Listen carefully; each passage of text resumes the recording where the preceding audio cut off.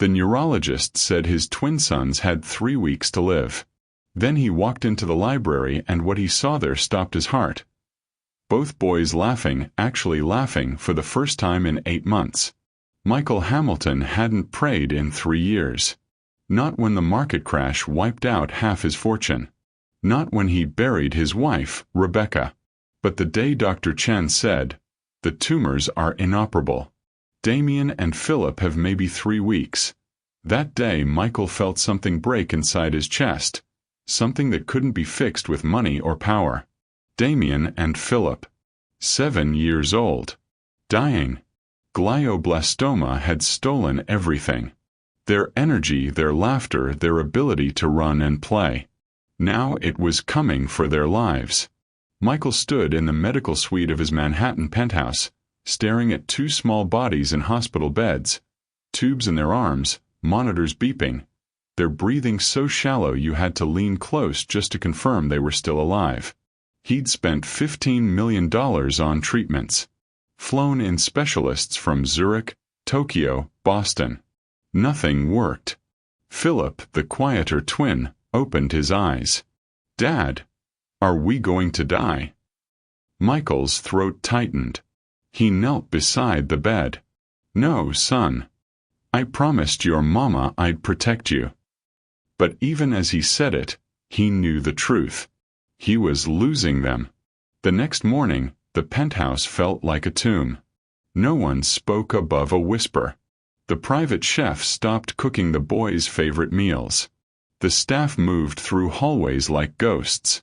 Everyone had given up. Then she walked in. Ava Thompson. 32. No medical degree, no credentials, just this presence, like peace itself had taken human form. Mrs. Rodriguez, the head nurse, looked her over with tired eyes. "You're here for the position, honey?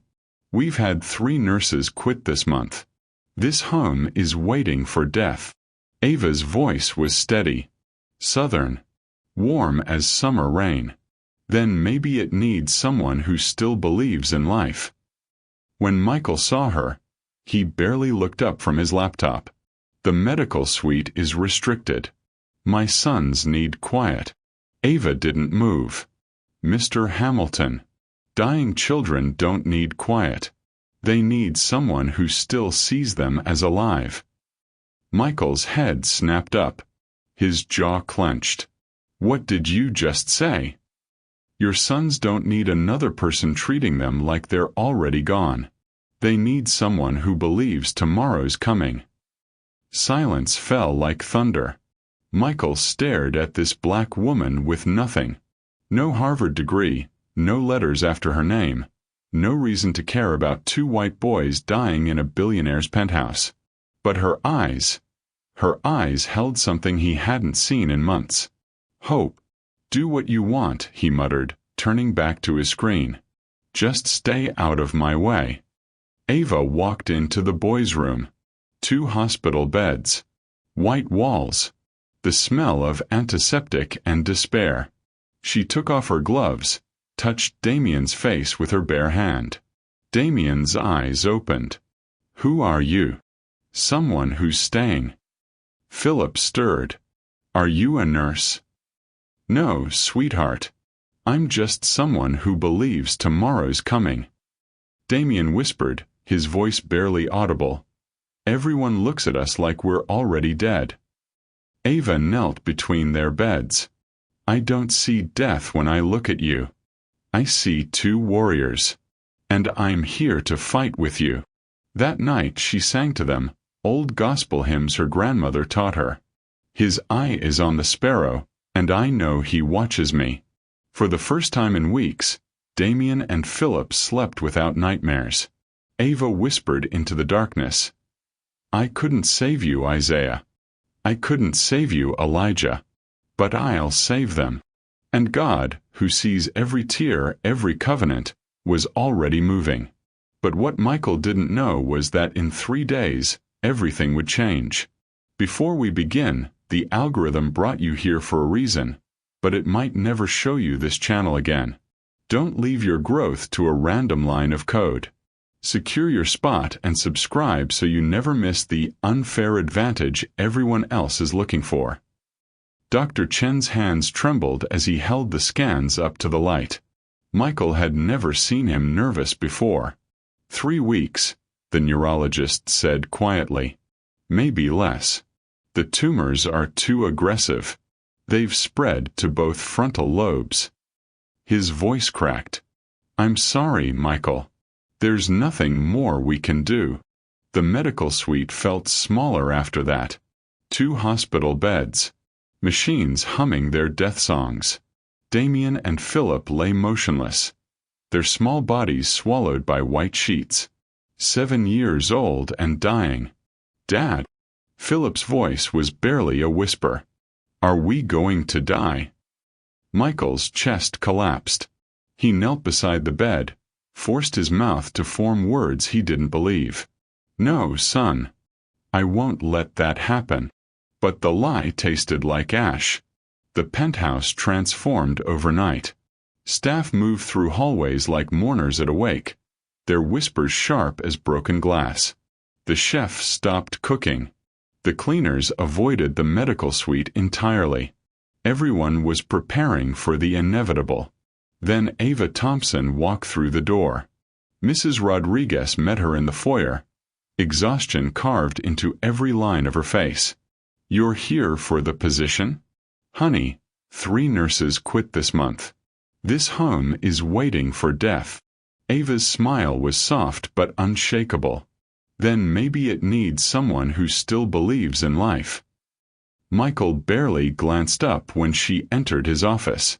The medical suite is restricted. My sons need quiet. Mr. Hamilton. Ava's voice was gentle steel. Dying children don't need to be quiet. They need someone who still sees them as alive. Something in her tone made him pause.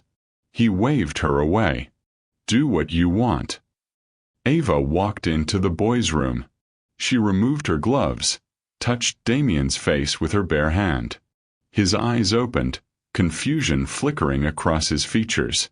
Everyone looks at us like we're already dead, he whispered. Ava knelt between their beds. I see 2 warriors. And I'm here to fight with you. That night, her voice rose soft and sure in the darkness. His eye is on the sparrow, and I know he watches me.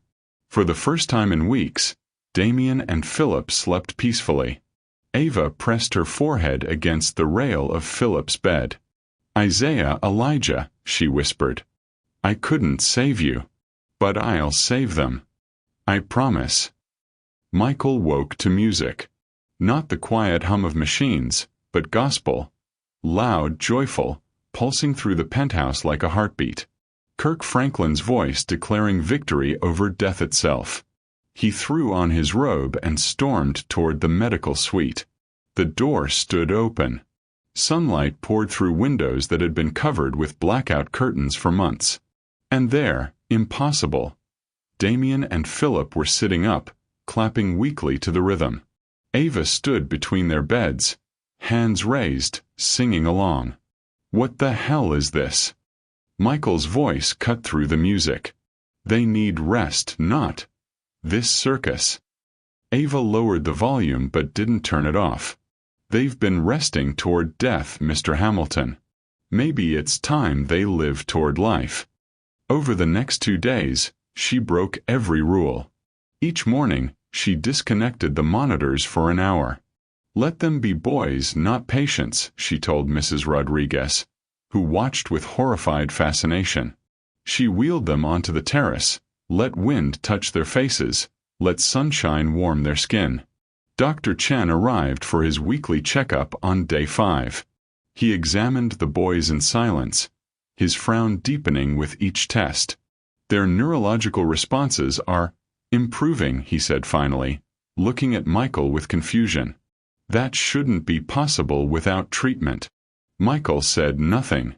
That night, he found Ava folding blankets in the hallway. You're giving them false hope, he said, his voice low and dangerous. Do you know how cruel that is? Ava met his eyes. Hope isn't cruel, Mr. Hamilton. Giving up is. And I don't serve a God who gives up. I don't believe in your God. Her smile was soft, knowing. That's okay. He still believes in you. Michael turned away, but her words followed him into the darkness. In the medical suite, the boys slept peacefully, gospel music playing low. And for the first time in 3 years, Michael felt something crack in the armor around his heart. I need craft supplies, Ava told Mrs. Rodriguez on the morning of day 6. Poster boards, magazines, glue, markers. Mrs. Rodriguez looked up from her medical charts. What for? We're making vision boards. For everything the boys will do when they're well. The older woman's eyes filled with tears. Miss Ava, those boys might not see next month. Ava's voice was steady as sunrise. Then we make sure they see tomorrow today. Michael overheard from the hallway. He burst into the room, his face twisted with fury. This is insane.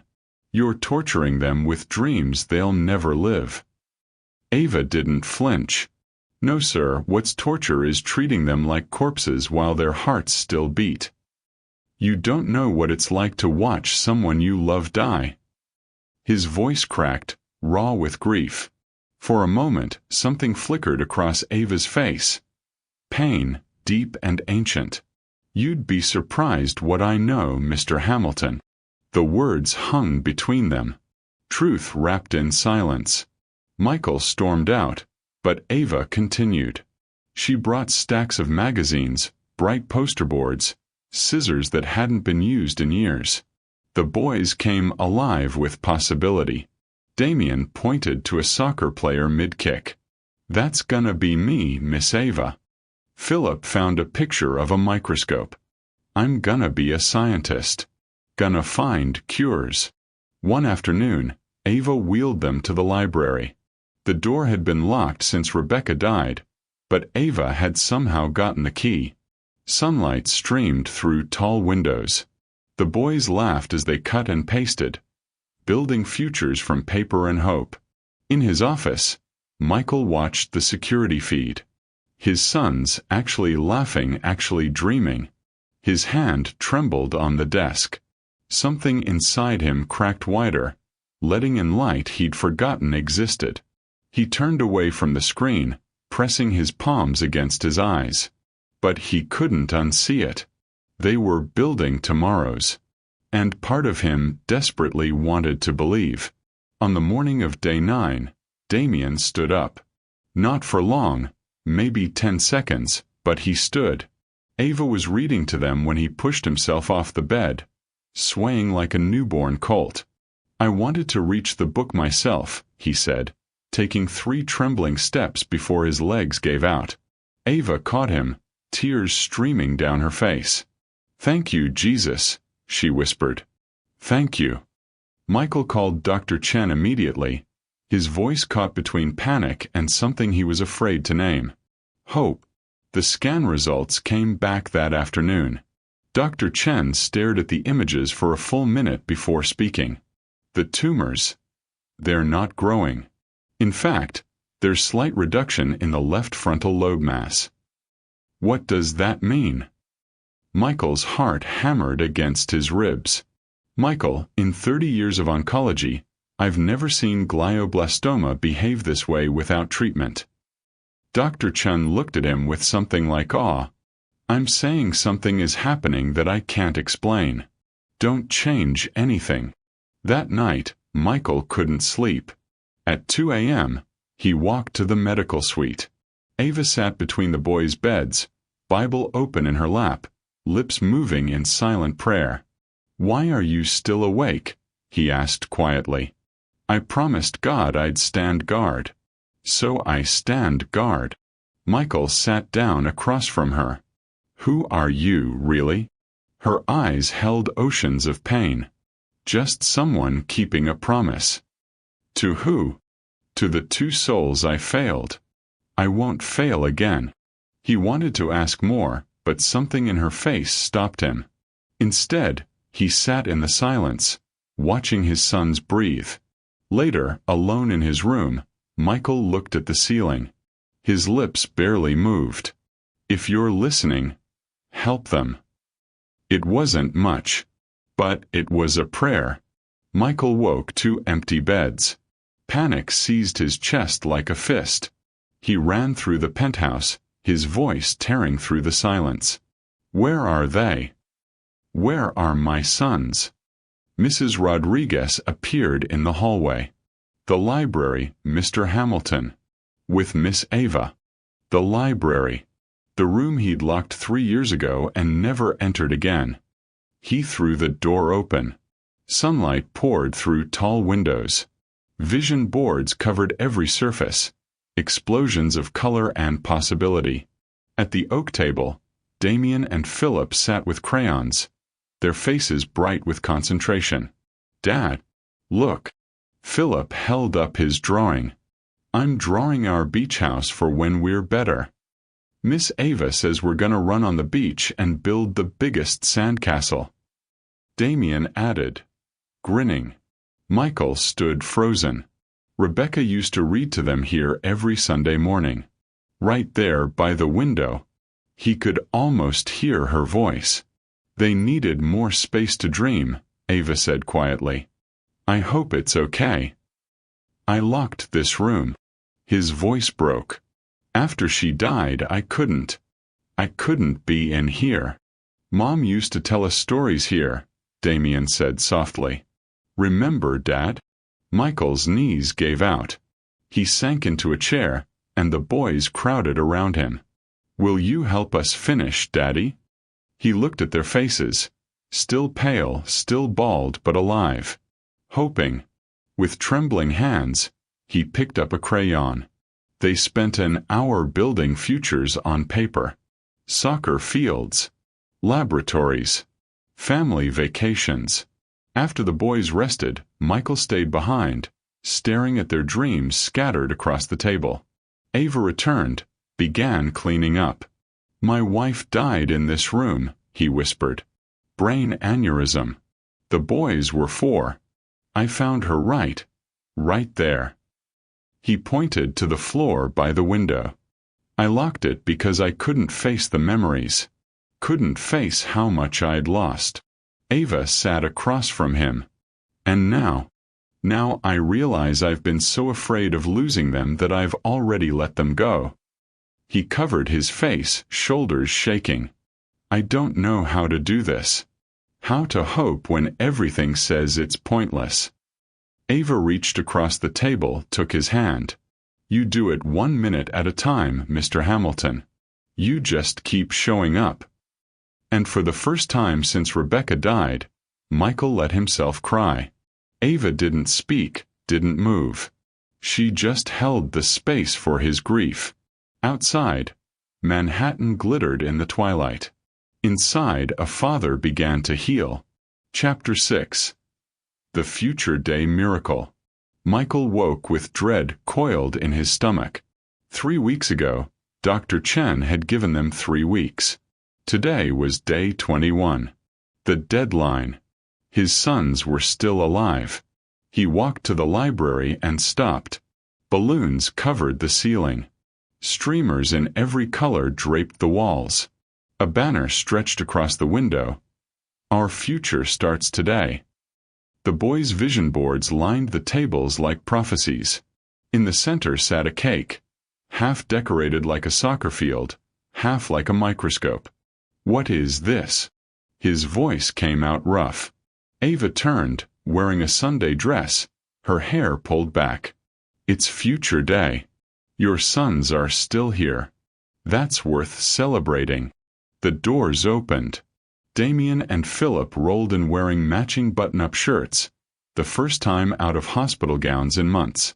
They were weak, their wheelchairs necessary, but they were smiling. Staff gathered. Mrs. Rodriguez, the day nurse, even Carlos, the doorman who'd been sneaking the boys' baseball cards. Ava bowed her head. Lord, we thank you for today. For breath, for hope, for these 2 warriors. Michael, uncomfortable, bowed his head. The boys presented their vision boards with trembling excitement.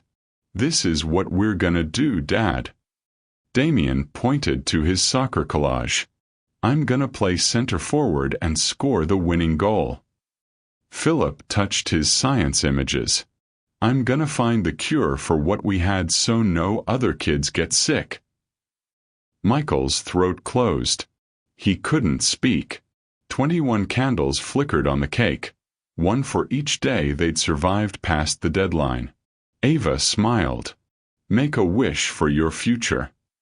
Michael knelt beside his sons. "You ready?" Together, all three blew. The candles went out. The room erupted in cheers. Michael pulled them close, and the dam broke. Deep, wrenching sobs. "I'm sorry. I'm so sorry I gave up on you. I was so scared of losing you I forgot to have you." "It's okay, Dad," Damien whispered.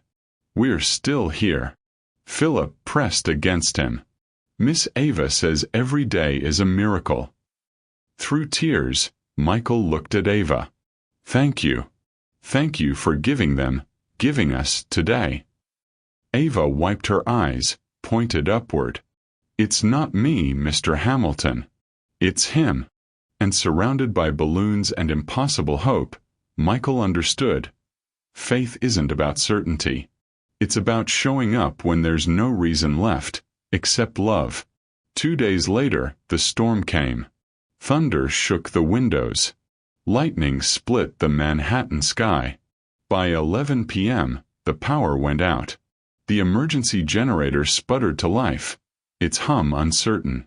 Michael checked on the boys. Damien slept peacefully. But Philip, "He's burning up," Ava said, her hand on his forehead. 104.3. Philip's breathing turned shallow, labored. Michael grabbed his phone. No signal. The landline, dead. "I'm driving him to the hospital." "You won't make it 2 blocks. Streets are flooding." They worked together ice-cold compresses. But Philip's condition spiraled. His eyes rolled back. Seizure. Then his breathing stopped. The monitor flatlined. "No. No. Philip." Michael's scream tore through the room. Damien woke, terrified. "What's wrong with Philip?" Ava pushed Michael aside, tilted Philip's head, began compressions. "Come on, baby. Come on." 30 seconds. 1 minute. Michael collapsed beside the bed. "God, please. Please. Take me instead. Just save my son. Breathe, sweetheart." Ava counted through tears. "Your daddy needs you. Your brother needs you." 2 minutes. "Philip, wake up. Please wake up." Damien sobbed. Ava's hands never stopped, but her voice broke. "Not again. Not again, God. Not again." She wailed into the darkness. "Isaiah. Elijah. I couldn't save you, but please let me save him." Michael's head snapped up. "What?" 3 minutes. Then a cough. Small.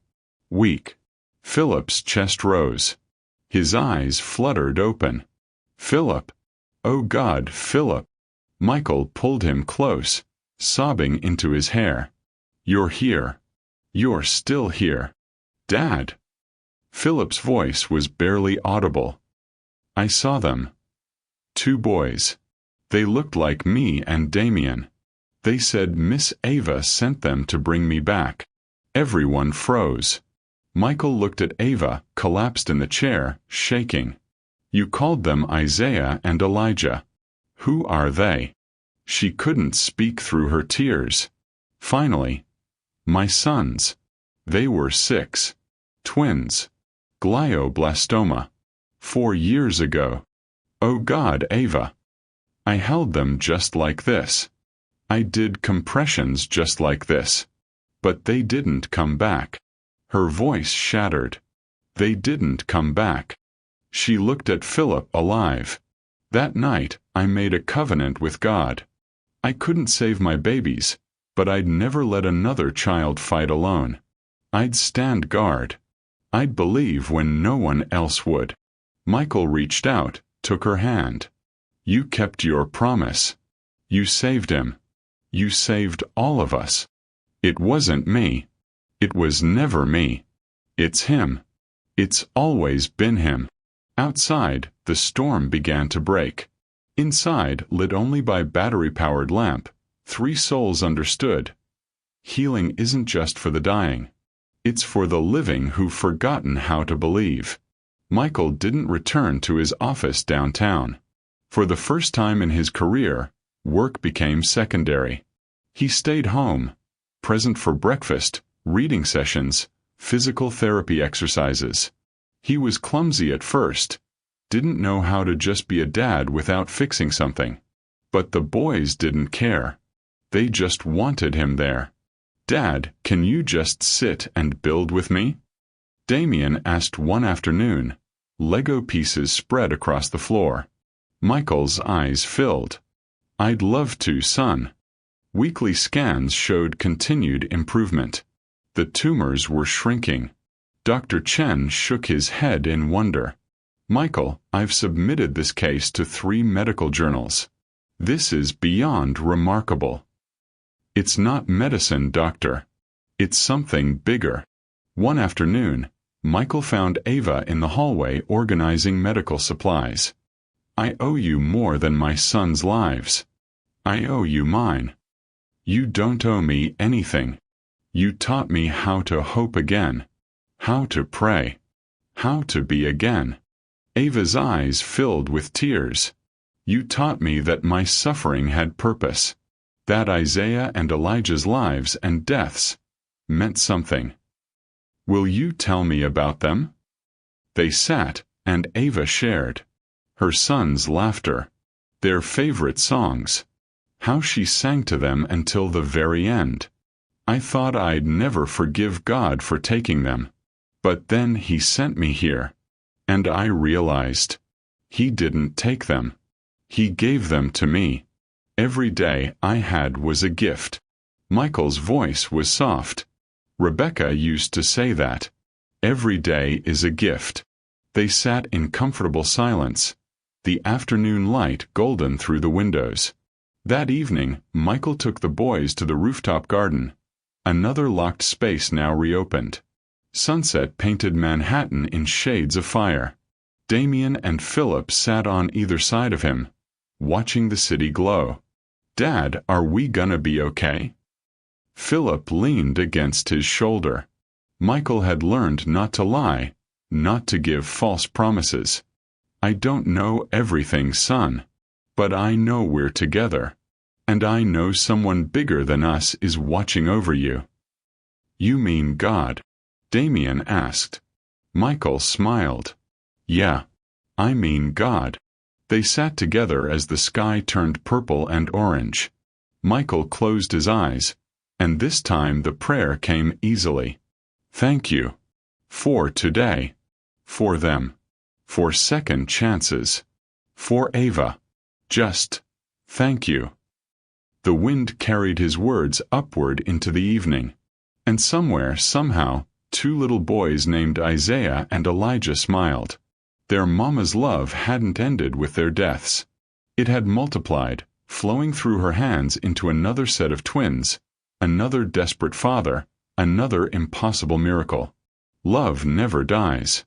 It just grows. 5 years later, spring exploded across Manhattan. In Central Park, a soccer game was in full swing. Damien, now 12, flew down the field as center forward, his long dark hair streaming behind him. Fast, confident, completely healthy. On the sidelines, Philip sat with his science notebook, sketching plays and analyzing strategy. Also healthy, also thriving, glasses perched on his nose. Michael and Ava sat together on the bleachers, his arm around her shoulders. Wedding rings glinted in the sunlight. Damien scored. The crowd erupted. He sprinted to the sidelines, pointing at them. That one's for you guys. After the game, they walked through the park. The boys ran ahead, laughing, wrestling, being boys. Michael pulled Ava close. You know, 5 years ago today was Future Day. I remember. Day 21. The day I started believing again. They stopped at a memorial garden they'd funded. 2 bronze statues stood in the center. Young boys holding hands, looking upward. The inscription read, "For Isaiah and Elijah Thompson. Your mama's love changed the world." The Isaiah and Elijah Foundation for Pediatric Cancer Research. It had funded groundbreaking studies, provided support for families, saved countless lives. Philip and Damien joined them. "Mom," Philip said. He called Ava Mom now. "Tell us the story again. About Isaiah and Elijah." Ava knelt. "Your brothers in heaven. They were brave like you. And when you were sick, they watched over you. Do you think they're proud of us?" Damien asked. Ava's voice was thick with emotion. "I know they are." Michael pulled them all together. His wife, his sons, his family. 5 years ago I thought faith was for weak people. I thought hope was foolish. I thought love made you vulnerable. He looked at each of them. I was wrong. Faith is the strongest thing we have. Hope is the bravest choice. And love is what saves us. They stood together under the spring sky. Above them, clouds parted, sunlight streaming through. Somewhere beyond sight, Isaiah and Elijah watched. Their mother had kept her covenant. Their sacrifice had borne fruit. And love never died. It just grew. That evening, the penthouse, now warm, open, full of life, buzzed with celebration. Michael's parents, Mrs. Rodriguez, the boys' friends, all gathered for dinner. After the meal, Ava brought out a cake. Chocolate with vanilla frosting, rainbow sprinkles. The candles spelled, "Happy Birthday, AVA." She covered her face, laughing and crying. "You guys." Michael stood, raised his glass. 5 years ago, you walked into our lives when we'd surrendered to death. You didn't bring medicine. You brought faith. You didn't bring science. You brought love. And you taught us all that miracles aren't about what we can see. They're about what we choose to believe. To Ava. Everyone echoed. She closed her eyes, made a wish, blew out the candles. When she opened them, she looked around. Damien's bright grin, Philip's gentle smile, Michael's grateful, loving gaze. This was her promise kept. This was her healing, too. Later, after the boys were in bed, Michael and Ava stood on the terrace, Manhattan glittering below. "Do you think they see this?" Michael asked quietly. "Isaiah and Elijah." Ava looked up at the stars. "I know they do." Michael took her hand. "Thank you for not giving up on us. For teaching me how to fight. Thank you for learning how to hope." They stood in comfortable silence. The city hummed with life below. The stars shone above. And somewhere between heaven and earth, love whispered back, "Well done, faithful servant. Well done." Thank you for watching this story to the end. If you enjoyed this story, you will surely enjoy the next one. It's as crazier and more intriguing as can ever imagine. So do check it out.